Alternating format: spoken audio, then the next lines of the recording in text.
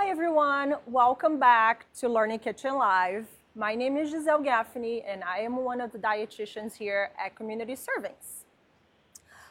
Today I'll be making a very easy, soul-warming, spiced carrot and lentil soup. But before we start, I want to remind you of a couple of things. For anyone who's watching this video now or later on, I want to let you know that in the comment section of this video, there are a couple important things for you. There you will find the recipe of today's recipe. You find a handout with today's recipe. You also find a handout that talks a little more about carrots, which is the ingredient spotlight of the day today. And also a survey that if you are able to answer, it will be very helpful to us because it gives us a sense of what you would like to see here at Learning Kitchen Live. All right, so today's recipe, it's very simple. It only uses a few ingredients. So I have here carrots, the star of the dish today. So carrots, onions, garlic, some cooked lentils, and then our spices. Carrots is one of the most popular root vegetables in US. You can eat it raw, you can boil it, you can roast it. For this recipe especially, we are roasting it because I only have a few ingredients and I want to get as much flavor out of them as possible. So by roasting it, I caramelize some of the sugars and carrots, and that brings another layer of flavor. All right, so let me show you a little bit how to dice a carrot. So for this recipe, we're looking for about a pound of carrot. Carrot was already peeled, and I'm going to show you how to slice it. So I'm going to cut in half, and then I'm going to cut in half again, but lengthwise. What I'm trying to look for here is a flat surface. And now I have one. This way the carrot won't be rolling around and putting my fingers at risk of getting a cut or something. So I'll show you very quickly how to dice. So here is my lengthwise cut carrot. I cut that half already in another half, and I can easily cut small pieces. Nothing here has to be pretty because we're roasting and pureeing, so the shape doesn't really matter much. You do want to cut them about the same size so they can cook out at the same time, at the same temperature. All right, so for this recipe, very quickly, very easy, you heat up your oven 400 degrees, and you slice your carrots. We have some garlic, some onion. You slice everything, put it in a bowl. You're gonna drizzle a little bit of olive oil and some spices. The spices that I'm using is garam masala. This is an Indian spice, common in the north of India where it's cold. Very common in the winter because of this property of making you feel cozy and warm. This one specifically contains cardamom, cinnamon, clove, cumin, black pepper, and coriander. I'm also adding a little bit of turmeric to give an extra, to give some extra yellow color, but also for their antioxidant and anti-inflammatory properties. All right, so once I have all my vegetables chopped, like I said, I'll toss them in a little bit of olive oil and the spices, throw it in the oven. I already did that ahead of time, so I have it here. I'll show you how it looks. So this was roasted for about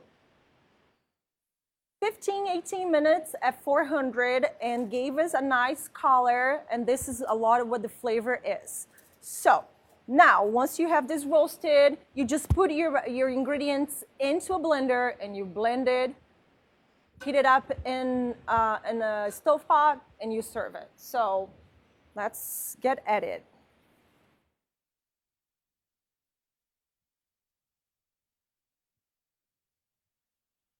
Over to the side.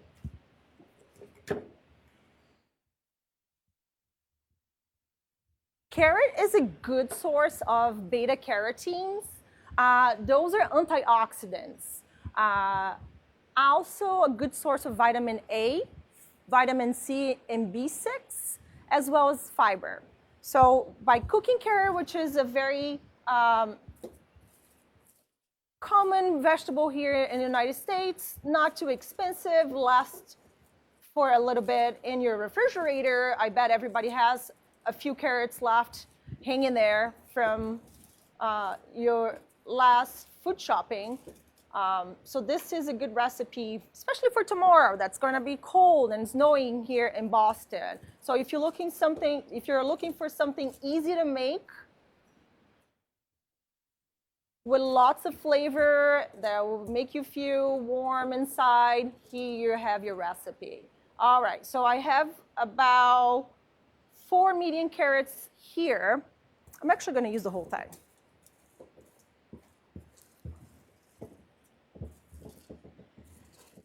Next, we are going to add our lentil, which has already been cooked. So there's a cup of lentil. I use red lentils just to keep the colors similar.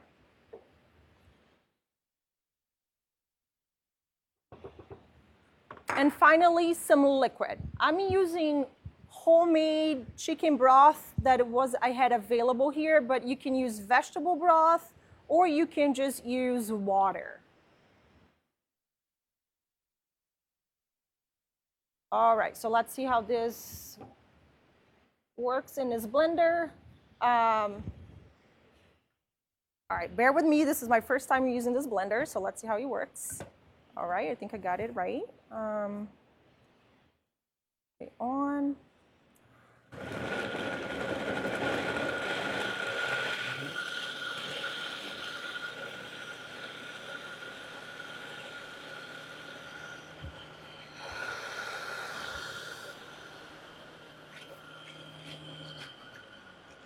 All right, that might be a sign that I need a little more liquid, which is fine. I'm gonna just check, make sure it's puree to the consistency that I'm looking for.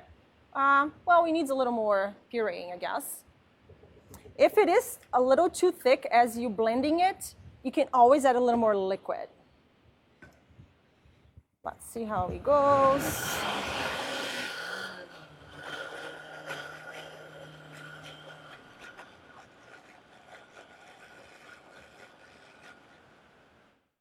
All right, guys. I think this is just fine. All right, so I have the soup ready. I am just going to bring it back into the stovetop, heat it up, and serve it. All right, I certainly need a little more broth because it's super thick. So I'm just gonna add a little more. Give it a stir, bring to a boil for maybe 5 to 10 minutes. You know, if you can cook a little longer, fine. But the carrots have been roasted, so there's already a lot of flavor here.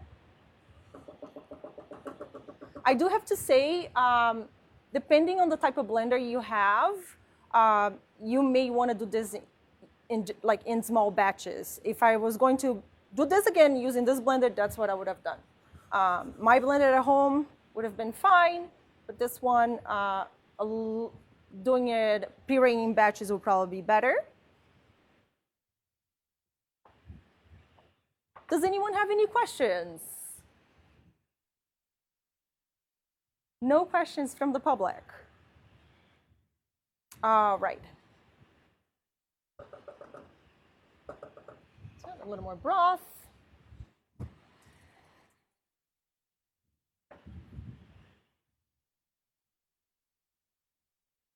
I always think of carrots as being kind of boring and being this vegetable that is just an overthought. So the reason why I chose it was to really highlight a vegetable that it's quite inexpensive, easy to find. You can keep it in the refrigerator for a couple of weeks.